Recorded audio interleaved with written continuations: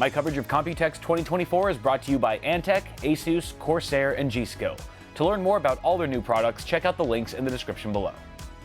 What's going on, guys? I'm here at the G.Skill booth, their massive friggin' booth here at Computex 2024. They've got a lot of cool stuff here, starting with their memory. Obviously, G.Skill is known very much so for all of their good memory products. And look at this, we've got CAMM2 modules, baby. This is basically just a memory module, but in a new form factor that we're starting to see more of. Eventually, we will start to see boards supporting this new form factor compared to a regular stick of memory like this. Whoop, I'm gonna get kicked out of the booth here in just a moment. One of the biggest differences about CAMM2, though, is that instead of sticking upward out of the board like a standard stick, it's going to lay flat, much more like an M.2 SSD. And that opens up some interesting possibilities. For example, you're going to have a lot more clearance for things like your CPU cooler. If you have an air cooler, like a heat sink, you're not going to run into your DIMMs per se because this is laying completely flat. This is also going to get mounted on to the motherboard in the same location that the standard sticks will, which is just to the right of the CPU. We're talking about a standard ATX motherboard, which also means that motherboard makers are not going to be able to support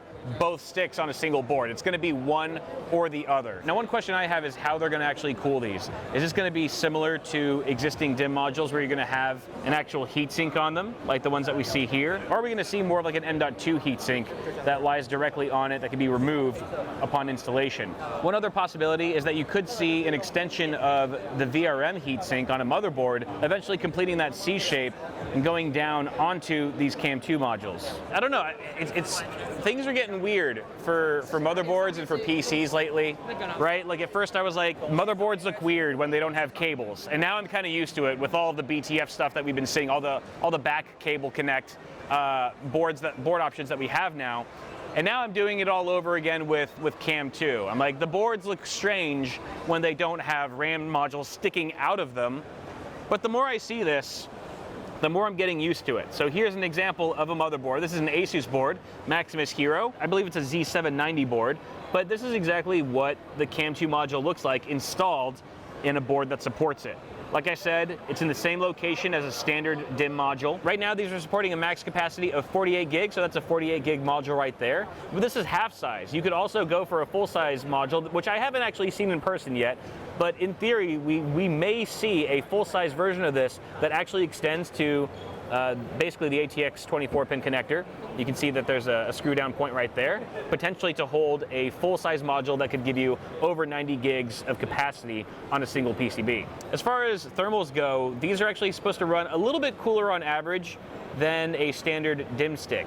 And that's mainly because if you're talking about 4 DIMMs, right, in a row, and you've populated all 4 of the DIMM slots on your board, the ones on the outside are going to run a little bit cooler, but the ones on the inside are being sandwiched in between all that heat, and they're actually going to run a little toastier.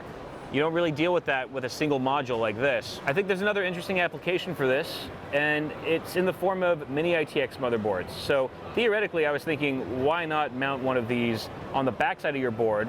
If it's a mini ITX board, very similar to how we see with M.2 heatsinks, or M.2 drives rather. A lot of mini ITX motherboards will have that M.2 slot on the backside of the board. In theory, you could probably do it with a CAMM2 stick. I'm just trying to figure out what the application would be. Like, what kind of benefit would that offer? Maybe you would have a bit more room, like I said earlier, for larger air coolers, but then you'd have to have new air cooler designs that actually take advantage of filling up this space, maybe with additional aluminum fins, more heatsink space, more fan space, and things like that. Feel free to share any feedback that you guys have on CAMM2. Is this a smart idea? Is this moving the industry forward? Is this a fad? It's going to go away and you hate it and it sucks? Let me know. Very fast memory overclocks, and here we have an actual system running with their fastest memory kit that they have here at their massive suite, DDR5 10600, 10.6. It's absolutely bananas. It's on an Asus ROG Crosshair X670E Gene, but more importantly, the CPU is an AMD Ryzen 5 8500G. That's an important point because the 8000 series actually has the best architecture so far for overclocking memory. The fastest that they're able to get on 14th gen Intel boards right now is about 9000 speed, and I think they have them over on that side. About 9000 speed. We're getting significantly faster speeds thanks to the architecture on these new Ryzen chips on the 8000 series. So that's actually pretty cool. I also just asked someone here whether or not it matters whether you have an X670E board versus a B650 board, for example, when you're trying to overclock memory. Does it make a difference? He said, you know, it really just depends on a number of factors. For example, you could have a really low-end X670E board that has really thin layers or really low quality layers, but then you have a really high-end B650 board that has really thick, high quality layers, and that could make all the difference in achieving a higher maximum overclock for your DRAM. At the end of the day, there's so many moving parts to it, but there you go. Super fast memory from G.Skill.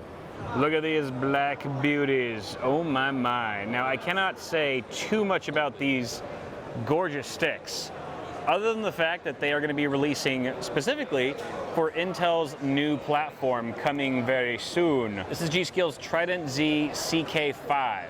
Or maybe it's Trident Z5 CK, I'm not sure. But they're completely blacked out, very glossy indeed. Actually, this one's not fully blacked out. It's got some silver accent there with the branding, but this one is fully blacked out. And I actually suggested to them, I was like, this looks beautiful, but what about like a matte black option? They said they tried it and it just didn't look right, which I'm like, I don't know. Did you try again?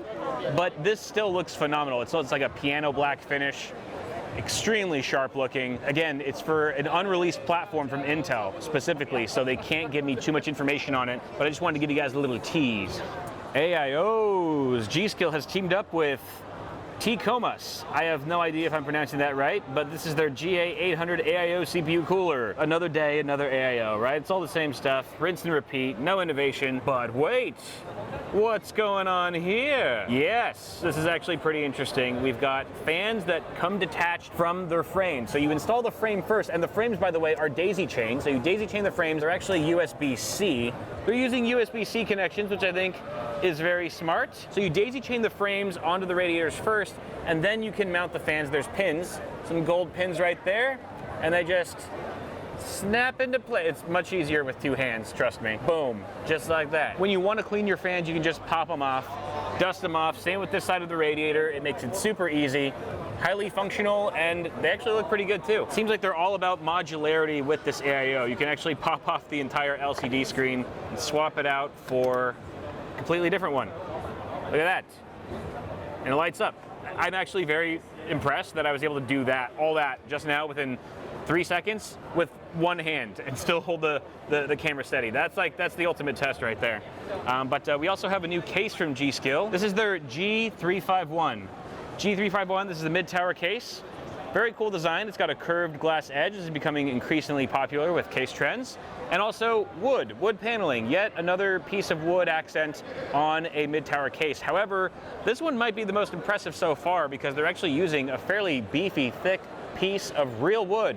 This is not faux wood, this is the real deal. And it's a thick, chunky piece. You can actually see it shown off here. And it definitely adds a more premium feel than just a slim little fake wood cover. Nice mesh top panel, 360mm radiator support.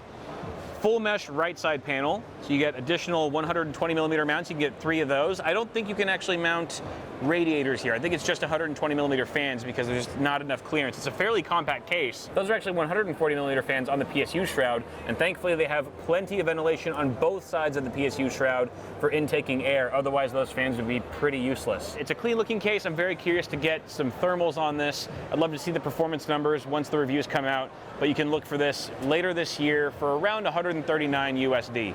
Here we have a very interesting case with a unique design indeed. This is in collaboration between G.Skill and Mike P, who is a very popular case modder. They've worked together to create this monstrosity. It's a very large case, so you're going to need room for it, and it obviously has some very unique design elements. For one, it kind of looks like a house. It looks like a house, but it's intentional.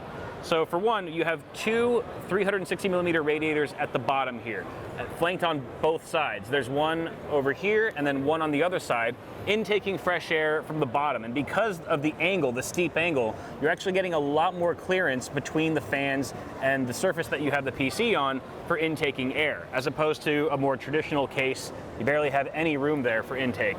So that alone is going to create this nice chimney effect of just cool, fresh air running up and through this dual chamber design. You can see we've got GPU and power supply on one side with the motherboard on the other.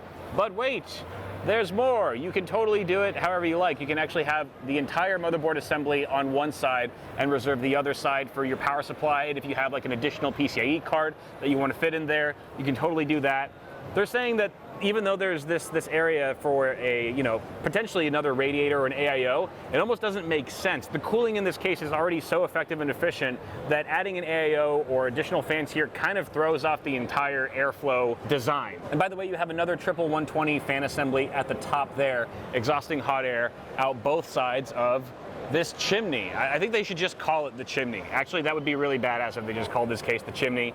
I should be their marketing manager, I know. Another really interesting feature about this case though is that from the back, you can actually pull out the entire assembly. So with everything mounted, you can pull it all out and then flip it 180 and stick it back in. So you could essentially flip the motherboard and the GPU, in this case, you could flip them completely around. And obviously that'll have different properties for cooling, but yeah, there's just a lot of flexibility with this chassis. What do you guys think? Let me know what your thoughts are on the case design, both in terms of aesthetics and functionality.